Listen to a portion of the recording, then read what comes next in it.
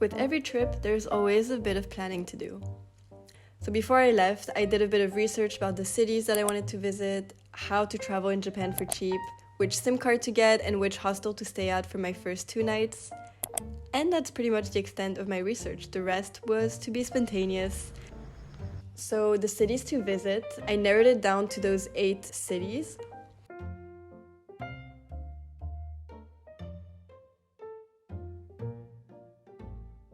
And then to get around, the cheapest way for me was actually to get the 3-week JR pass with unlimited travel. I got a SIM card with unlimited data, which I picked up at the airport. Then my first night in Tokyo was in a capsule hotel for 15 euros. In terms of hostels and budget, I decided to plan only one destination at a time and to book my hostels 1 to 3 days before.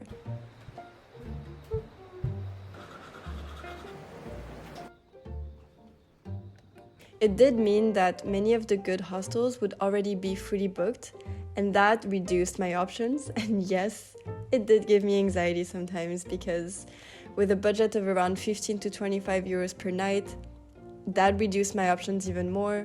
But actually, that also meant I didn't have to spend hours debating on which hostel to take. Look how cute! I love how everything here is just so well made and just clean and respectful of your privacy. This room cost me 45 euros per night, which is not too bad. Like, I mean, check out this huge room with so much natural light coming in, and I mean the view. And then something I did was to set myself an intention before I left, just trying to figure out what kind of trip I wanted. Did I want to do some work away on a farm or a hotel? Or did I want to just travel on my own and take the days as they go? For weeks, I was trying to figure out which place to do some farm work at. It was too overwhelming, too many options. I didn't know how I would feel during my trip. So I thought, okay, I'm just gonna not plan anything and just do whatever I want. In that sense, not planning was a great release of anxiety. And there were moments where things went wrong, where I felt really frustrated, and all of it is part of it. It's important to just try not to panic and to approach everything with curiosity and patience, especially in moments of frustration. And for me, it allowed me to really remain present in what I was doing. But of course, things can always go really wrong if you lose something or forget something on the train, like your passport. I've lost many things in the past. For this trip, I made a conscious decision to really try to look after myself, to always check my seat whenever I leave a train or wherever I'm sitting. When I check out, I give myself extra time to make sure I haven't forgotten anything. You can also make yourself a little list of all the important things that you need to check anytime you're on the move.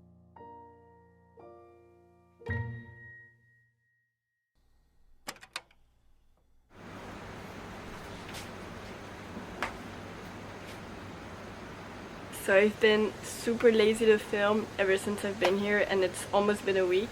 This is the room that I've been staying in, and this is my bed. And I'm so lucky because there's no one else apart from one other person in another dorm. So it's just the 2 of us, and I have this whole room for myself.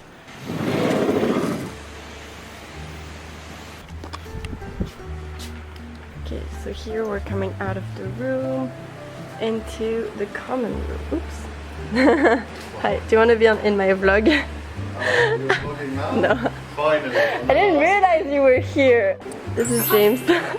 Oh yeah, he has a YouTube channel, you can check it out. Voilà. Click the link right here. Ooh.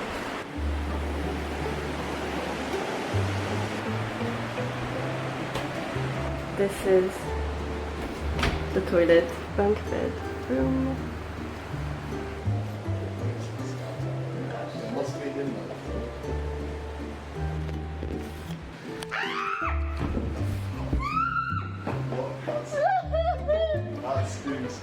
There's a big spider!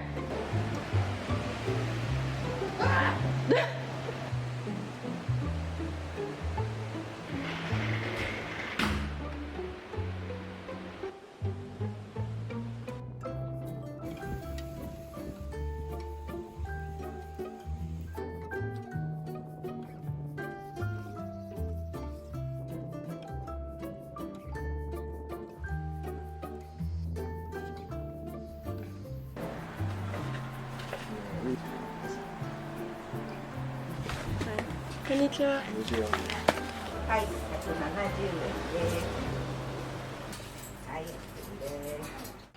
Okay, let's talk about social anxiety because I really thought that it would be a big thing in my day-to-day life as I traveled alone.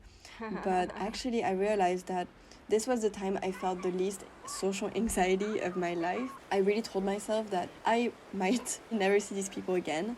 And because of that, there's no stakes. There's no pressure whatsoever to be cool or to look cool or to say the right thing. Well, it's very tasty, but I do like soy sauce. I am actually quite lazy, but I can also be productive. I know what you mean. I can get in a lazy mode, do you know what I mean? When I'm relaxing too much. It gives me less energy. I felt like it was much easier to just be myself and express myself fully and explore the whole range of my personality.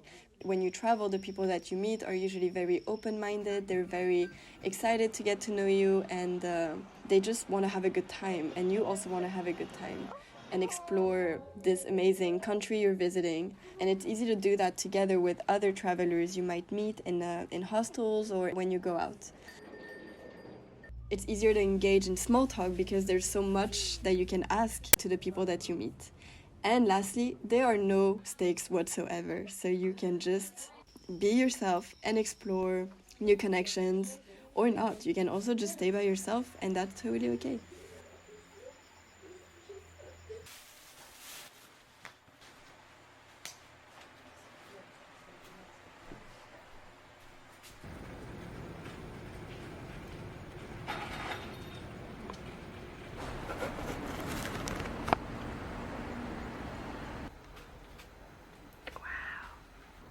Pretty cool place. Pretty cool. Also, I loved tatami so much. I would love to put tatami into my future house. So it's foot soldiers of the Kaga clan, which were samurai.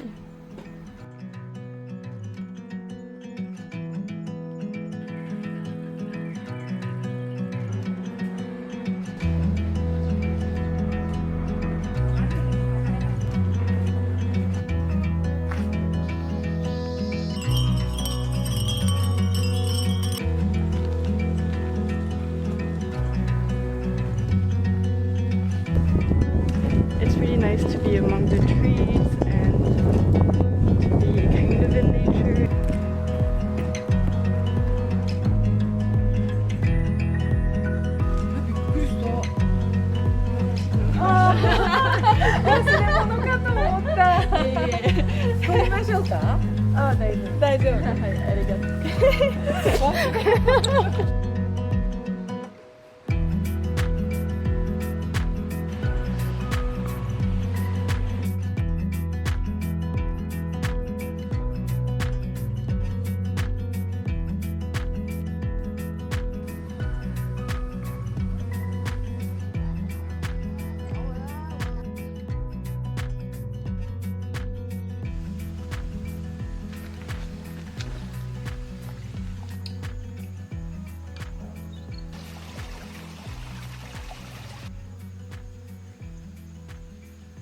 Here's the shrine I ended up at.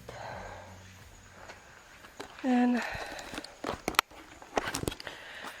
I'm so sweaty that my forehead is a swimming pool. So let's go. And there's so many flies just flying around me, and I keep hearing this like bzzz. Well, I guess this would be a great mindfulness exercise to be in this place and remain calm. I don't know why they're roaming around me. Il faut partir d'ici, vite, vite, vite. Ils me chassent.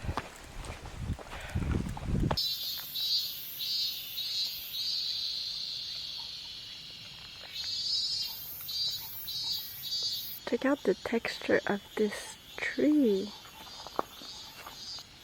It looks like it's wearing some kind of clothing.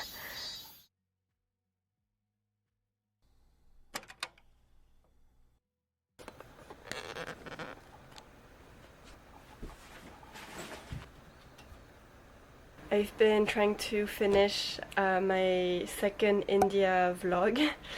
It's been really hard to edit and just work in general while traveling. I actually don't know how like digital nomads do this, and I really wanted to be one of those people for the longest time and just travel while working. But to be honest, like I cannot do this. I cannot. Even if I were to stay in a place for like quite some time, at least I think I would need to stay for maybe more than a week in a place to really feel settled and to have the mental space to actually edit. Right now, the only reason why I have the energy to do so is because I'm in a very quiet environment. I'm here for 2 nights, and it's a very small city, so I don't have a lot to explore. And I just wanted to take things really slow today because it's my birthday. Such a dense forest. I love the forest in Japan so much. So pretty, there's no spider around here. Looks okay. Check out this view!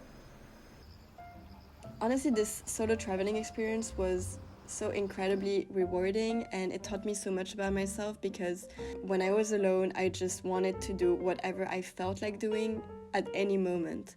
So in the moments where I just wanted to be by myself, I would just be by myself and not talk to people. And if I wanted to be social, then I would choose a hostel that is a bit more social and try to talk to people by, engaging in small talk like I mentioned before. But there's not many people here actually. I was hoping that I'd make friends and they would be like a very friendly hostel. I just got here, but so far haven't really seen anyone. Also, I didn't care so much about being judged when I'm with people, and I didn't care about that either when I was by myself, so I didn't feel like I was awkward because I was alone and not talking to anyone.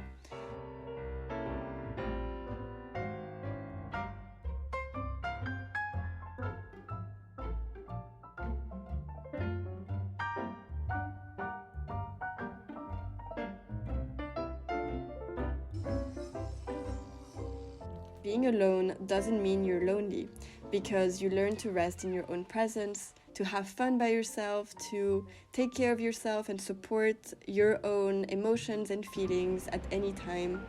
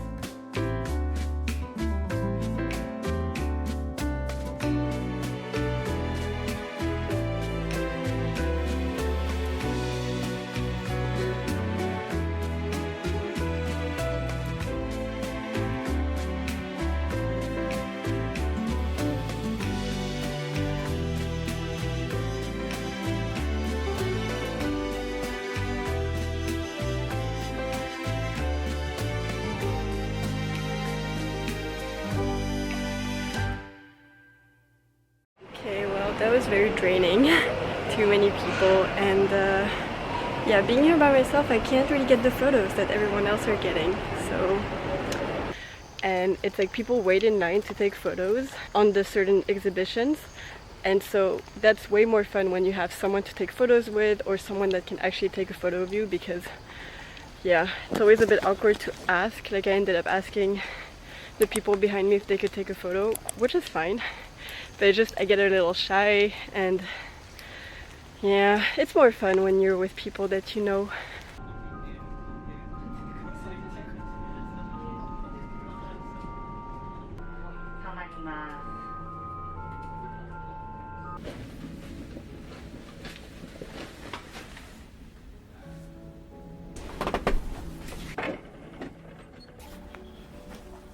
When I was by myself and traveling and exploring, it felt easier to experience all the positive things about being alone, meeting people, and just seeing all of this as a growth experience.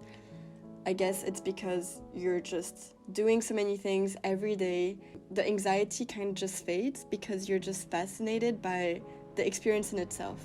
Every day, I not only felt grateful to be here, but I felt amazed about everything that I was seeing. It was such a beautiful exploration of Japan, but also an inner exploration as a result of being with myself so much.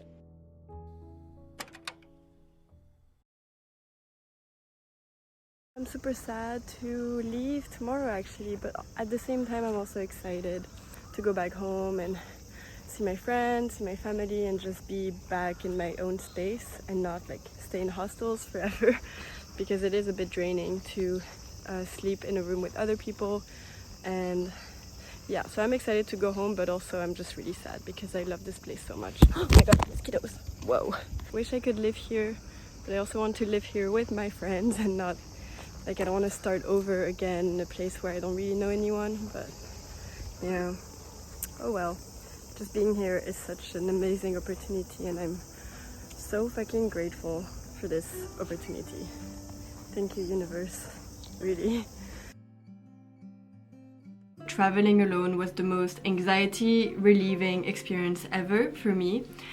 Mostly because you get to really connect with what you really want and to follow your mood, follow what your body tells you, and ask yourself the question, like if you're conflicted between different choices, I ask myself the question, what would nourish me the most? And that really gives me a direction. Use that as a way to guide you in the exploration of a new place and throughout every interaction with other people. And especially with your relationship with yourself. It's very important that you listen to yourself and to try to remain present, because traveling brings ups and downs, and that's super normal. You're not gonna be, super excited and happy through the entirety of the trip. There were days where I mostly stayed at the hostel to work on some stuff, to just rest, because traveling is exhausting physically and emotionally, and it's draining socially as well to meet so many people. Or it can also be draining to spend that much time by yourself reflecting on all the stuff that's in here. So really be compassionate and be patient, be open to all the feelings, all the emotion, all the things that you're gonna see. Okay, that is it for this video. Thank you so much for watching, and I'll see you in the next video.